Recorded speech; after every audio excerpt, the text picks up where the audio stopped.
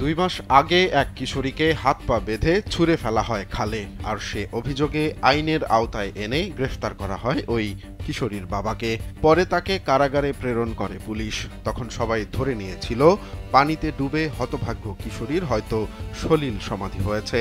কিন্তু সব জল্পনা কল্পনার অবসান ঘটিয়ে হঠাৎ করেই বেঁচে ফিরলেন সেই 17 বছর বয়সী কিশোরী।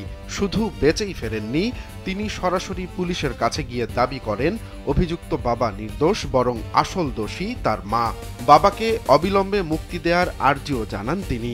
স্যান্ডেলিনা সো, রূপচর্চায় আভিজাত্য। জানা যায় 3 অক্টোবর মেয়ের চরিত্র নিয়ে সন্দেহ হওয়ায় সুরজিৎ সিংহ নামের এক ব্যক্তি রাজস্থানের একটি খালে তার মেয়েকে হাত পা বেঁধে ফেলে দেন। এমন অভিযোগের পর পুরো ঘটনার ভিডিও তিনি নিজেই সামাজিক যোগাযোগ মাধ্যমে পোস্ট করেন, যা মুহূর্তেই ভাইরাল হয়ে যায়।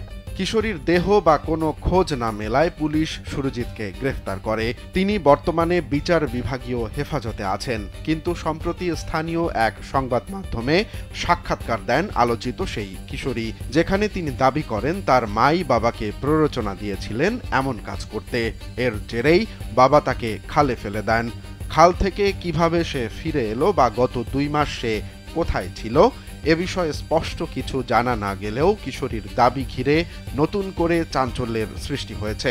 ঘটনাটি ভারতের পাঞ্জাব রাজ্যের ফিরোজপুর এলাকায়। পুলিশের পক্ষ থেকে জানানো হয়েছে তারা পুরনো ভিডিওটির সত্যতা যাচাই করবে এবং কিশোরীর জবানবন্দি রেকর্ড করে পরবর্তী পদক্ষেপ নেবে।